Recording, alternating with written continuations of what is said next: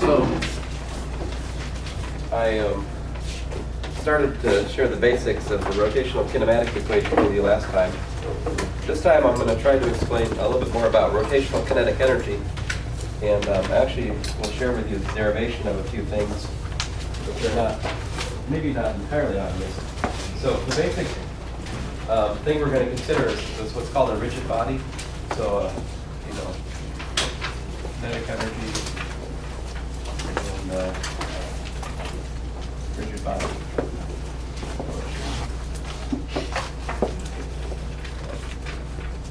So basically the idea is something like this.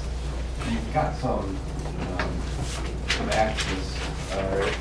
And maybe I should just draw it vertically. You got some axis, right? And then you've got this bunch of masses, say M1, M2, M3, etc. Right? And the things that connect them to this axis, which is rotating. So we're supposing that they all rotate at some angular velocity omega, and so they're stuck. Like maybe you can think about a Christmas tree or something, right? Like Christmas tree that had a rotating base, and so all the ornaments have to rotate with the tree, and they all rotate at the same angular velocity, right? I mean, some ornaments might be farther up or closer to the axis, but they all rotate at the same number of times per second, right? So if you have such a rigid body, all the different masses which are attached to the rigid body, they all rotate at the same angular speed, right? That's one thing. And then you can ask, what's the kinetic energy of such a thing? Well, of course, it's basically based on, it's based mostly on the distance from the, from the axis. So like R3, for this 1, 2, 3 case I did. So the kinetic energy would be what? It would be 1/2 M1 V1 squared plus 1/2 M2 V2 squared plus 1/2 M3 V3 squared. That would be the kinetic energy for this system, assuming that there's the whatever connecting the masses to the axis of rotation doesn't have mass, right? We're thinking about all the mass being concentrated in the point masses for the sake of the discussion at the moment. And so if you think about this, how are the velocities V1 and what's V1? V1 is equal to what? Well, it's R1 omega, right? And V2 is R2 omega, where R is the radial distance from the axis. And V3, likewise, R omega. They all share the same. They have different tangential speeds because they're different distances, but they all share the same angular speed around that axis, right? So if you trade these V's for the omega, what you're left with is kinetic energy is equal to 1/2. And if you look at it, what we got here is M1 R1 squared plus M2 R2 squared plus M3 R3 squared times omega squared. So what I'm doing here is I'm saying calculate the kinetic energy, and I started by using the regular kinetic energy relation, right, which is based on linear velocity. But you see what we've derived here is that the kinetic energy is exactly what? This right here is what we call the moment of inertia, right? And so we have is K is equal to 1/2 I omega squared. And so that's the rotational kinetic energy. Now, at the moment, I've just derived it for 3 things, right? But I just want to stop here for a second and make sure we're on the same page with what we're talking about. So are there any questions while I look for something? We had said that I is, the variable I is what? I is the moment of inertia. And so what I'm saying is the moment of inertia for this system is mr1 squared plus m2r2 squared plus m3r3 squared. Okay, so it's the sum of this kilogram meter squared unit. Yeah, it's the sum of the inertia for each one, right? So like, where am I?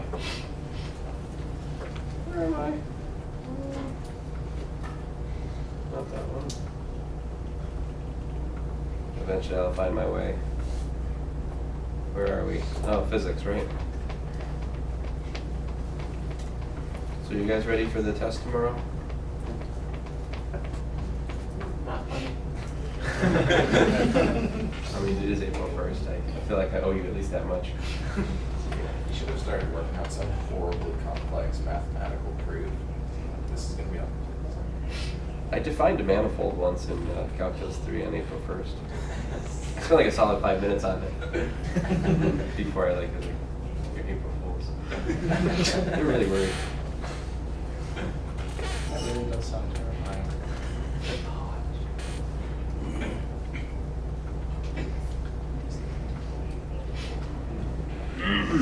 All right, so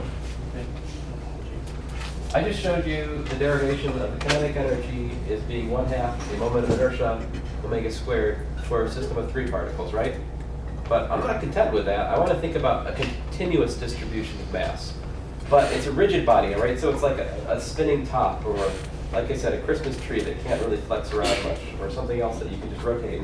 And all of the things making up the body are fixed relative to each other. So I'm pretty much just talking about like this is a rigid body, because as I rotate it, it's not like it's the marker like comes apart into pieces and stuff, right? It's kind of rigidly, all the different points that make up this, all the different atoms that make up this marker, they're pretty much stuck together in the same configuration. The shape is the same even though it rotates and moves through space, right? So we're interested in describing the physics of such things. That's our goal today. So I'm starting with a rather modest goal, which is to describe the kinetic energy of something that's not doing, like I'm not talking about this just yet. I'm just talking about it's fixed at some place and it's like rotating just around that one point, all right, with respect to one axis of rotation. So so if you want to think about some blob of things, and so instead of thinking about this, you could think about like some sort of like top, you know, and then instead of thinking about M1, you think about like a little bit, like a dm, right? And the mass there, dm, would be equal to the density, the dm dv times dv. And so to calculate the moment of inertia for that little one, you'd have moment of inertia would be r squared dm, right? That would be the little bit of inertia that you get from that one little mass. And then to get, you know, but that would be how I'd calculate a little bit of inertia, but getting back to the point here. So you can think about the kinetic energy for dm, which would be 1/2 dm v squared, right? But I can trade the v squared for r omega squared because every little bit of mass in this rigid body is rotating at the same rate. And then I can pull out the half, and then I just define this thing to be the moment of inertia for the rigid body, right? And therefore, the kinetic energy associated with a rotational motion of a rigid body about a fixed axis is 1/2 I omega squared. That's the proof. And the definition of inertia, and also an argument for its naturalness. Now let's actually calculate some moments of inertia for specific objects. Here's let's get beyond point masses. For example, a rod. What's the moment of inertia for a rod? Now, whenever we talk about moment of inertia, it's with respect to some axis of rotation. So what's my axis of rotation? The n, right? So to calculate the moment of inertia for this rigid rod, what I got to do is I got to integrate x squared times rho. Well, rho is lambda here, mass per unit length. So the mass per unit length in this case would be the total mass m divided by the total length L. Does that make sense to you? Mass per unit length. If the average density, the density is the same along the whole thing. I take the total mass of it, divide by the total length. That gives me the mass per unit length, right? So that's why I put this factor here. And then x squared, yx squared. Well, that's the radial distance from the rotation axis, right? And then I have to integrate. And so when I do that, I get 1/3 ml, and then this gives me L cubed. So I get 1/3 ml squared. Right, so that would describe the moment of inertia for something like this. Basically. If I wanted to find the, ignoring the inhomogeneity of the markers, if I wanted to find the kinetic energy in this, all I'd have to do is measure the length, the total mass, divide by the length, right? Well, if I measure the total mass, the length of the markers, I square it, divide by 3, that gives me the moment of inertia, and then 1/2 that times the angular speed that this is spinning, that gives me the rotational kinetic energy of this system. See that? That's how you do it. Now, if I was rotating around the center instead, if I had the same speed, would I have more or less kinetic energy? Less, right? Because there's less mass rotating at a fast speed away from the center, right? The further the stuff is away and the faster it's rotating, the more energy, right?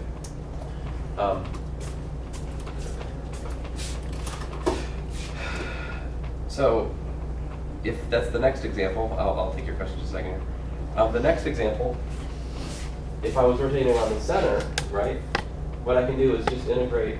Well, I mean, I could do it different ways. One way I can do is just integrate for the whole thing, for minus L over 2 to L over 2, M over L, x squared, and I get 1/12, right? But is there another way you could have done this? You have gone from 0 to over 2 and double it. Yes. Right, but if let me think through that for just a second here. So inertia is additive. So like if you could think of your object in terms of kind of a couple things slapped together, that's another way you can calculate inertias. So if I'm thinking about a rod like this, so this would each be L over 2, right?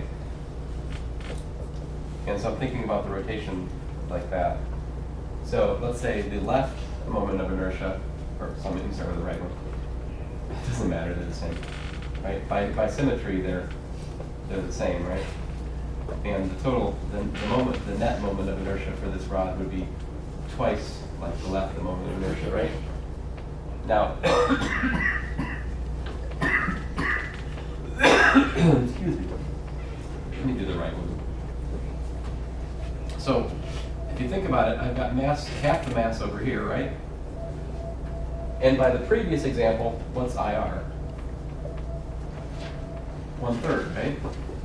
The total mass, which is M over 2 for the half, for the right half. And then the length squared. But what's the length here? So this is my last example, which I guess was example 1. So what is that? That works out to what?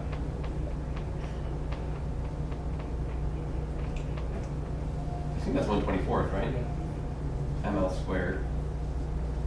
So the net is 2 times 1/24th ML squared, and what do you know?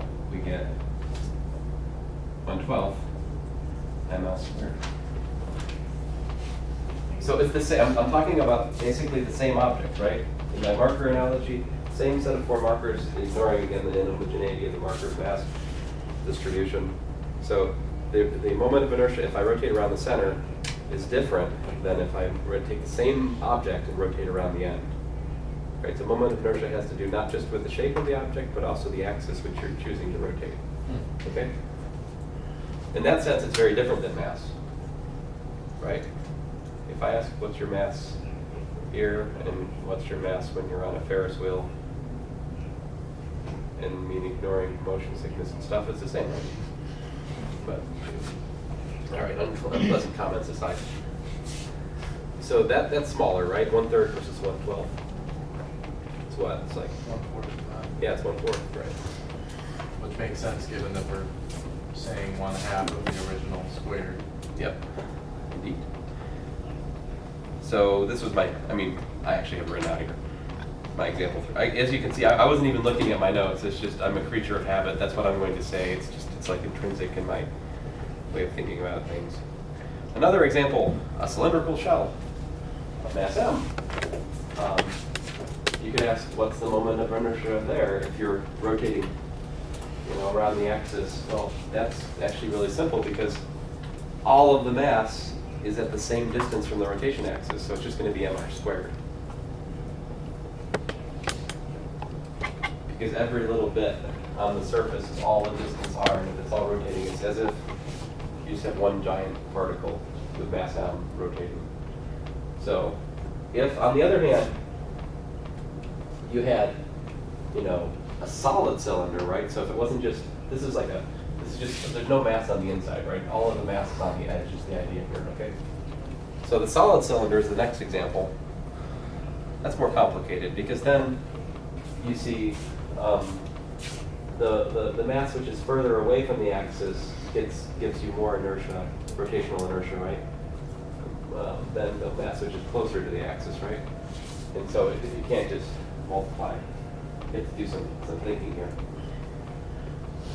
So what I do is I think about slicing it up into cylindrical shells, right? So like x is the distance like this, and so what I'm saying is the infinitesimal moment of inertia for just that one shell, the thickness dx, I can calculate from x squared dm, and dm is rho dv, but the dv, the infinitesimal volume of this shell, would be the circumference times the length, right? That gives you the surface area of that cylinder. And then dx is the thickness, so that gives you the little volume of that cylindrical shell. Are you guys with me? If I took that shell and I laid it out flat, there's one thing missing from my picture that I kind of like to see. The shell I'm thinking about looks like this, really. Okay? This is x, and then the thickness of the shell is dx, all right? So if you take that and you kind of cut it, right, and you just lay it out like this, then the thickness of the slab is dx. The length of the slab is the length of the cylinder L, right? And the height of the lab has to do with the circumference. This is 2 pi x. Now, if you take that cylinder and you lay it out flat, it's easy to figure out the volume, right? It's the length times the width times the height. It's a rectangular solid. You've known this since the 2nd or 3rd grade, or whatever it is you first learned about volume. I don't know. 4th grade. I don't know what SOLs are doing to us. Whatever. I mean, whenever it is, they finally think you're smart enough to know what a volume is. I personally think when you guys are 2nd graders, you probably figured it out. Whatever. I could be wrong.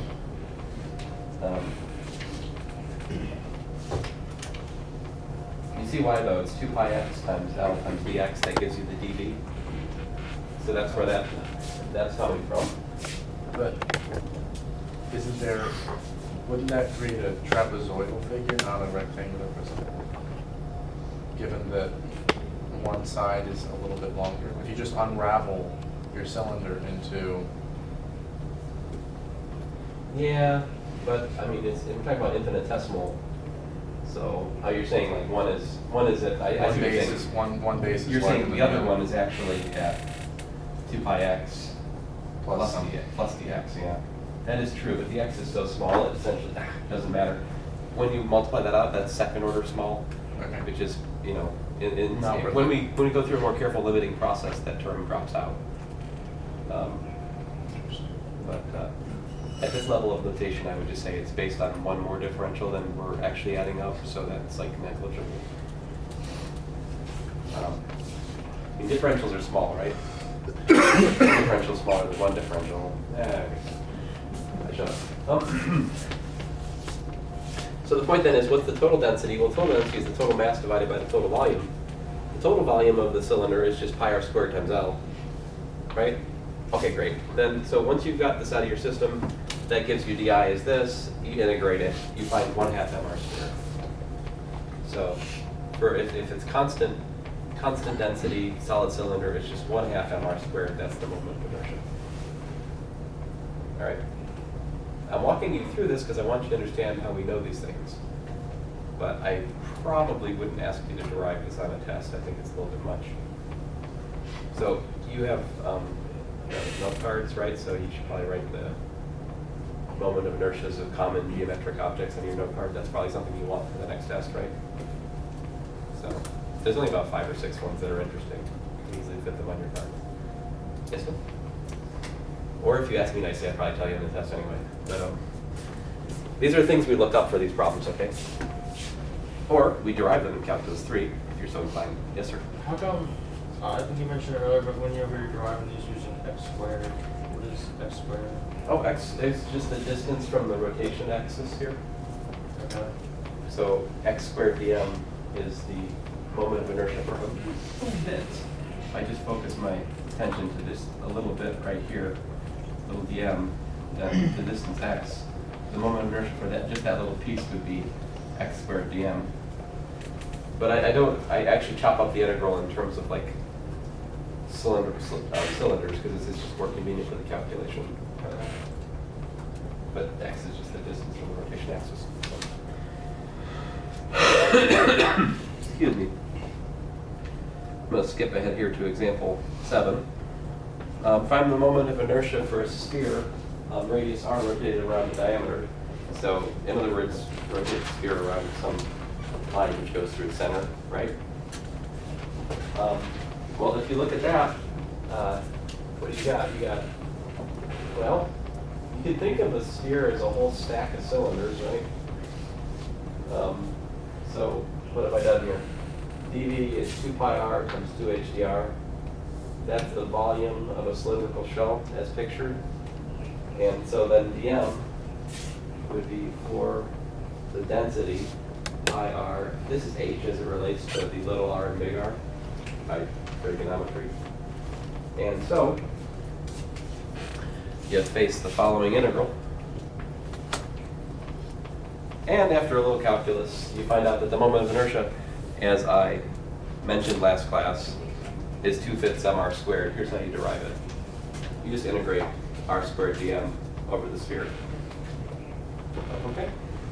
Again, I'm not going to test you on this because Calculus 3 is not a prerequisite for this class. And also it would be mean to test on it, and even if it was a prerequisite, it would still be kind of mean to test you on this because it's not physics. Calculus 3. Yes, sir? Also, we did not run this in Calc 3. I don't think we're going to. Oh, but it's just integration, so once you understand the setup, it's an integral you could do, you know? Okay.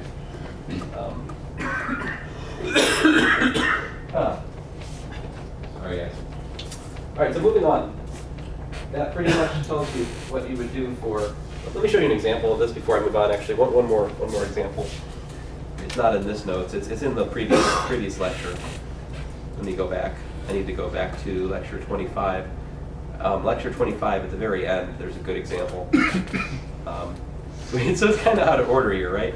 Like I don't know. The notes here are a little bit. I mean, I think they're good, but they're sometimes out of order. Here's another sort of a finite picture. I kind of started today with this, right? The 3 things. Here's the example that follows. This is a nice example. Find the kinetic energy for a barbell rotated around the center, and then at 1/3 of the way down for mass m, length L. So the way you do this is, first of all, calculate the moment of inertia for the first case. You have m2 and m1 at L over 2, right? So you just end up with m1 plus m2 times 1.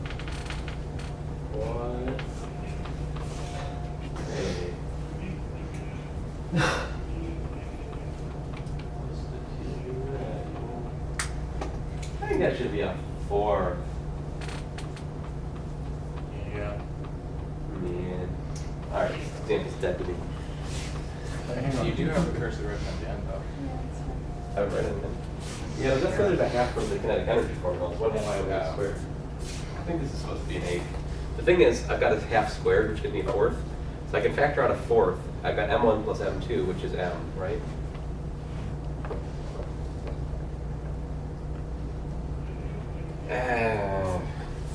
Forget about this example. I mean,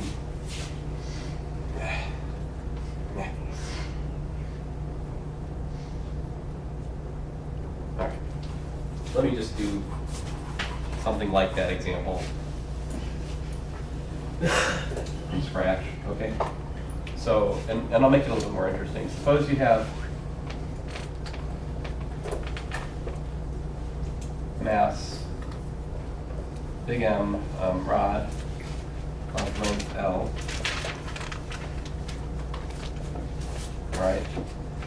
And 2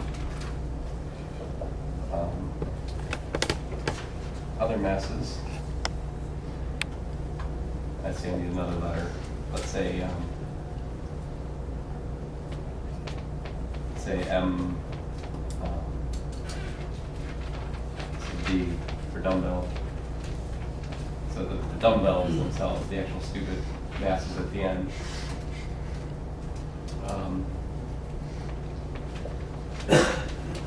kinetic energy. If you spin it around the center with angular velocity omega. So here's a silly picture. It's something like this, and then there's this rod connecting them, right? And then I'm saying, here's your axis of rotation, and you're like spinning them like that, like omega, okay? And I'm saying that both of these, this is mass d, this is also mass d, so there's one, if that's mass d, that's mass d, and the mass of the pole is also mass m, okay?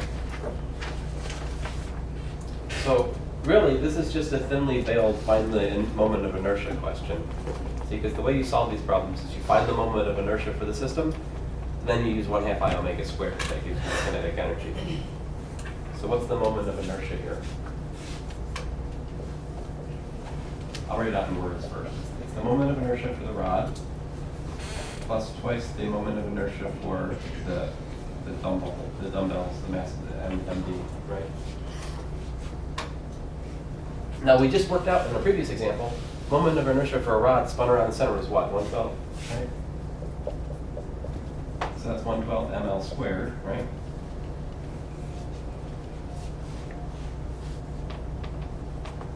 How about what's the moment of inertia for the actual weights at the end of the thing? That goes back to the basic thing, right? The moment of inertia for a mass is just mr squared. So this second term would just be 2 md. What was r? Well, the question is, what is r squared, though, right? It's like Right, so.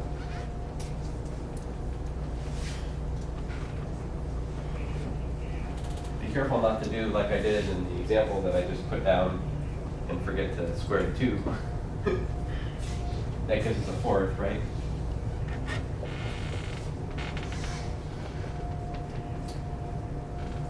So I guess that's just 1/2 m sub b L squared. So you can factor the L squared out if you like.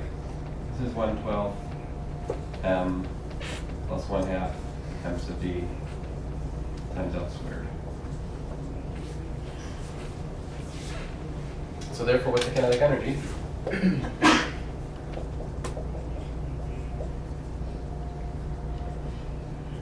I guess I can factor out a fourth if I want, right?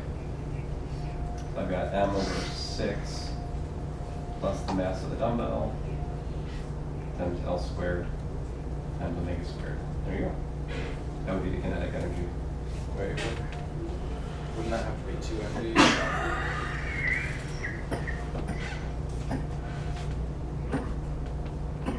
What? Since you're taking a fourth out of a half.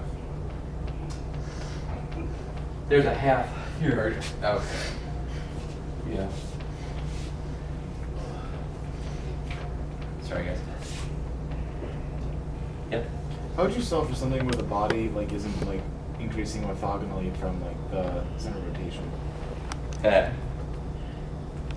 You mean for more complicated shapes? Yeah, like say a shape where it's like a rod that's like, you know, split like still at the half, but it's like not pointing directly out. Like this? Yeah, and then it's like rotating around the center like that. Yeah. Yeah. I don't know. I'd have to find somehow describe the rotation. Well, the real story, to really answer your question, I may or may not be able to do that with the techniques in this class. I'd have to think about it. But generically speaking, general problems of rotation, I need something called an inertia tensor for, because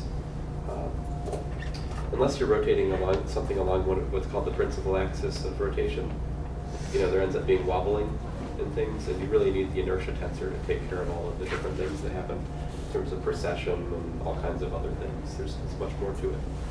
But I can't do that unless you have linear algebra, so sorry. I mean, I'll talk more about it after class. What I'm trying to tell you is it's not hard to think of realistic rotation problems that we don't really have the mathematical skill to deal with in here. So I am deliberately choosing relatively simple ones. That said, this derivation I'm about to do is pretty general. Okay, so let me walk through it here. So we started class by talking about a rigid body which is spinning relative to some, relative to some axis, right? Supposing you can calculate the moment inertia with respect to that axis. Now I'm allowing the rotation to still rotating, still rigid body, still rotating about some axis, right? But now I'm allowing it to translate through space. Now I want to talk about what's the kinetic energy of such a system like that, all right? So roughly speaking, you can picture it like this. You've got the position of the center of mass, right? And then you've got this blob, and that blob is rotating around its symmetry axis, around some axis of symmetry. And so it's some rotation axis rather. So it's rotating, but it's also moving through space possibly.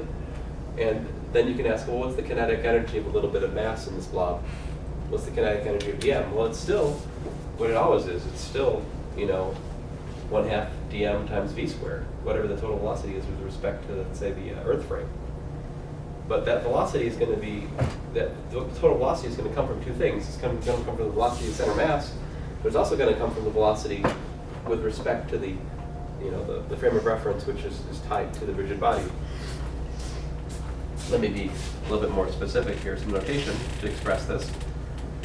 So there's the center of mass in that body, right? And with respect to the center of mass, you can look at a little dm and you can talk about two things. One is r prime, which would be just the position vector from the center of mass. And you can also talk about r, which would be the perpendicular position vector, perpendicular from the axis, right? Now, only the r, without not the primed r, but this r is the one that gives you rotational kinetic energy, right? Because the speed with which this rotates relative to the angular velocity just has to do with r. It doesn't have to do with r prime. So the net velocity of dm would be dr dt plus dr prime dt, right? That's just mathematics. The position of dm is big R plus r prime. And so you can calculate that from the dot product, this times this, but when you calculate, so you got velocity center mass, you got the relative velocity. Take that dot product, you got velocity center mass, dot velocity center mass, 2 times velocity relative, velocity center mass, and then of course the velocity, relative velocity, dot relative velocity. Relative velocity being dr prime dt.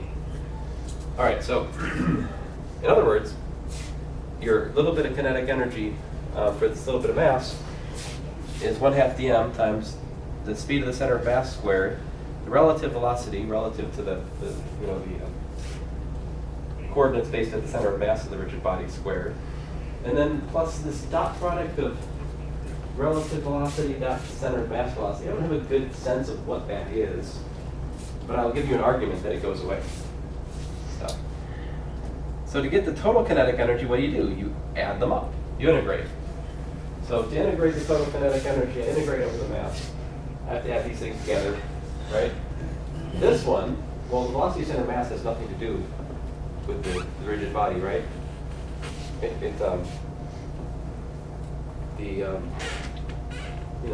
rigid body is what it is, whether it's moving at 10 meters per second this way or 20 meters. I mean, that integral has nothing to do with this. This is a constant with respect to the integral, so I can pull it out. Of course, the integral of dm over s is just the total mass, right? So this gives you 1/2 total mass, velocity center mass squared. That's nothing more than like the just translational kinetic energy of the whole system. It's, the velocity of center of mass times 1/2 the total mass of this moving. That's just the translational kinetic energy like we've been talking about for a while now here. That term we've already seen before, actually. It may not be familiar at the moment. This term is exactly the rotational kinetic energy, which I've been talking about just today mostly. And this term is going to die. All right, so, oh, thank you. So,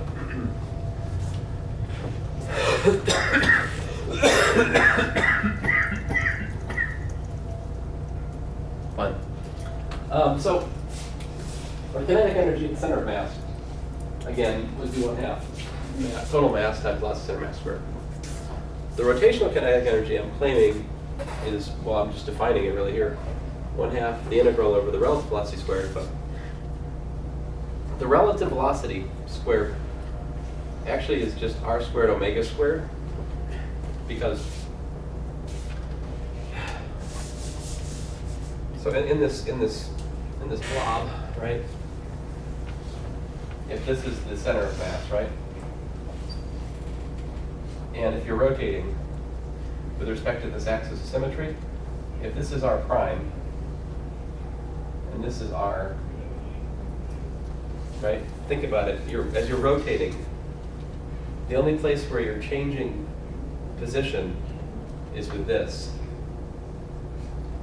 right? Your relative position, like vertically speaking, it's not changing because the mass it's a rigid body, right? So as it spins, this little dm right here, it's always that distance r from the axis of rotation, and that's where the speed is coming from in terms of the relative coordinate system. So, I mean, v relative.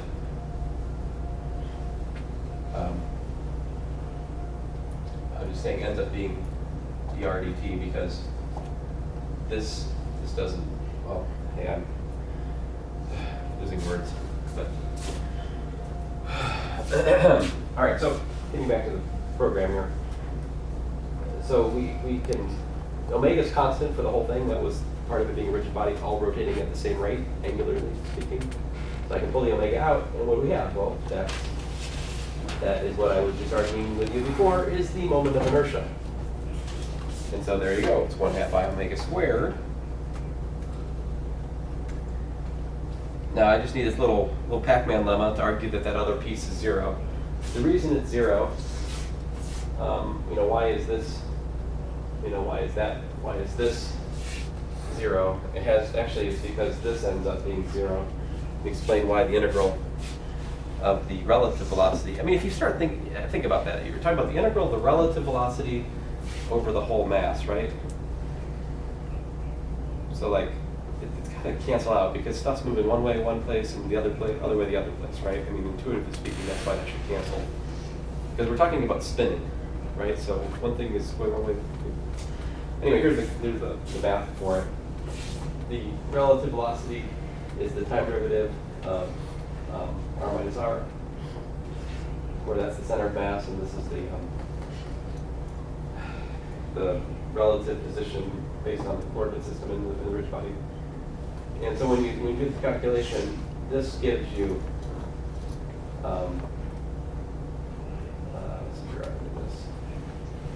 that pulls out, and this just gives you no. Why did I pull the car out of? What did I get? Sorry, guys.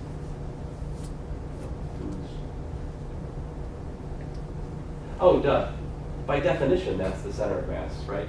You integrate r, the position vector, over the mass m. That's the weighted. That doesn't give you center of mass. That gives you. If you divide by m. Sorry, guys. I just forgot the definition of center of mass for a second. In terms of the integral. Remember, in terms of integration, it's 1/m, big M, times the integral over the whatever we're talking about. What did I name it? Oh, I didn't name it. I think S, I guess. I use the notation in the script R, dm. Right? So, in this right here, you see, I have, show me. In this right here, you see I have the integral of r dm, right? So, I multiply the m to the other side, and that gives me mr, right?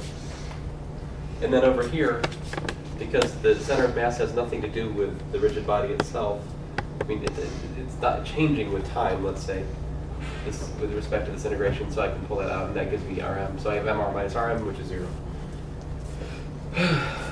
All right, anyway. Sorry if I've gone through this too fast. I just wanted to show you that, in fact, you can derive, without too much effort, that if you have a rigid body which is rotating with respect to some symmetry axis and translating through space, the total kinetic energy is, in fact, a sum of the translational kinetic energy and the rotational kinetic energy. And also, I hope I've convinced you why we need to define the moment of inertia as we have. That was my goal in these discussions.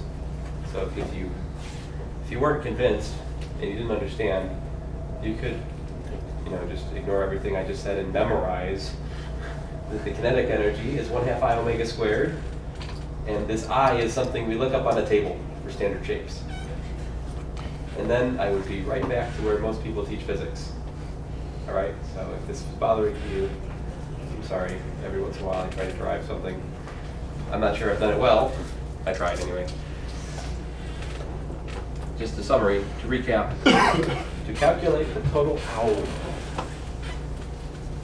kinetic energy, we need the translational kinetic energy, 1/2 the total mass times velocity center mass squared, plus 1/2 I omega squared, where omega is like the rotational. So if I had a red, or I could like, so there'd be like 2 parts of the energy.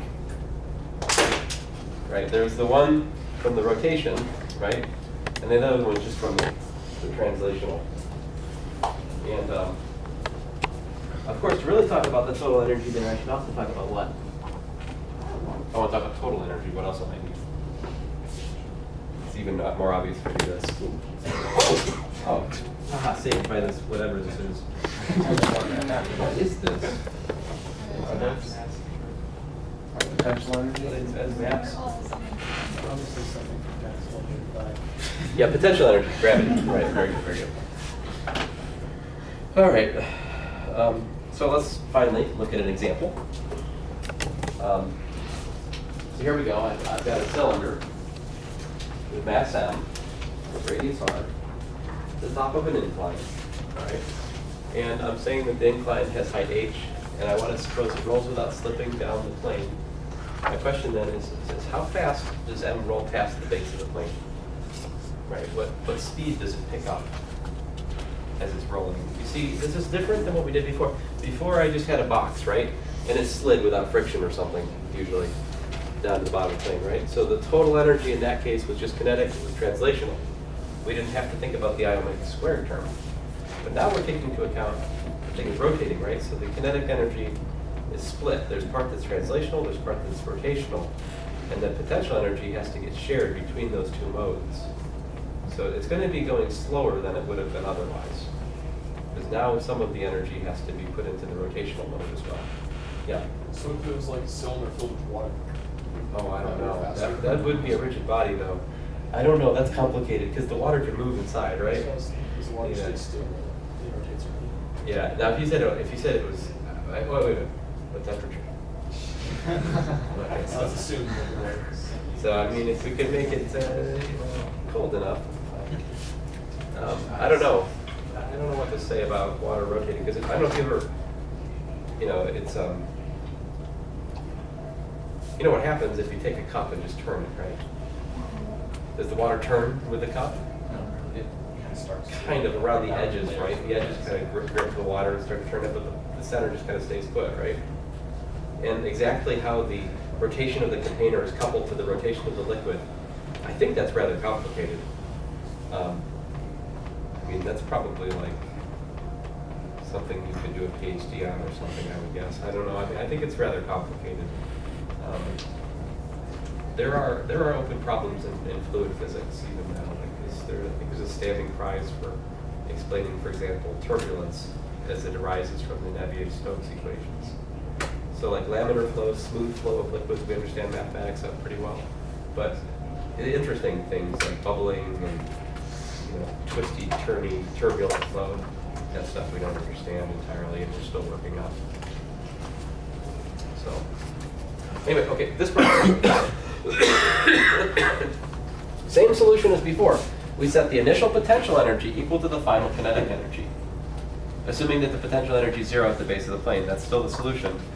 The difference now, guys, is that kinetic energy has 2 modes, rotational and translational.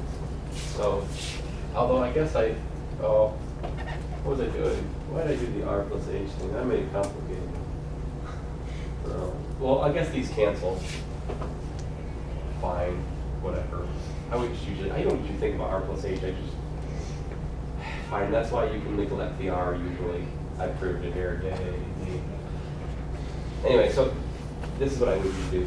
mgh is equal to 1/2 mv squared plus the kinetic energy. Now, the rotational kinetic energy.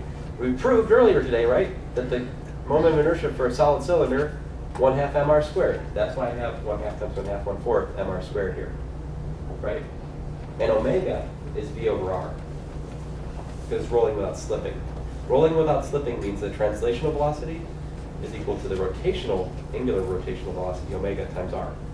They're connected like that. And so when you do the math here, that just gives you what? A half plus a quarter, which is 3/4. 3/4 7b squared, the ends cancel, and there you go. This would have been, this term would have been here otherwise in the just sliding case, right? So our answer previously would have been square root of 2gh. Of course, 2 is larger than 4/3, right? So with rolling, we have a, you know, square root of 2 versus square root of 4/3. The square root of 4/3 is what we have, it's slower than the square root of 2. Yeah. And if we end up doing problems like this, will we ever include friction? Because then could we just detract from the overall energy at the Well, bottom? I'm including I'm including friction there because it's rolling, right? You can't roll without friction, but I'm ignoring energy lost to friction. So there's, two kind of radically different cases, all right? Think about a bowling ball rolling across a concrete floor, right? You give the thing a little nudge, it will just go and go and go, right? Because the bowling ball deforms very, very little. And so the place where the bowling ball meets the floor, it really is nearly tangential to the floor, right? Like if you could look at it, it would really look something like, almost like, well, that's not a sphere, but anyway, you got the idea. It's really something like that. In contrast, if you had, say, like a, what's that? Kickball, soccer ball, tire, to some degree, water balloon is what I'm looking for. Water balloon, you try to, water balloon. So if you had a water balloon, right? If you had a water balloon and it was rolling, right? You don't have this nice crisp meeting. At one point, you have this like region which is in contact, and there's something about the geometry of that which allows for friction to do work on the motion. It's called, oh man, what's it called? I think it's called rolling friction. There is a section in the book about it. It's something I don't cover. It's too tricky for me. I don't know. It's complicated. I don't cover that. But there is a section in the book that talks about it. So, but in short, I don't get into that. I mean, you guys have enough trouble with what I cover. Might make it worse. It is interesting though, of course. And then finally, I will share with you one more thing, and then I will shut up. You should go.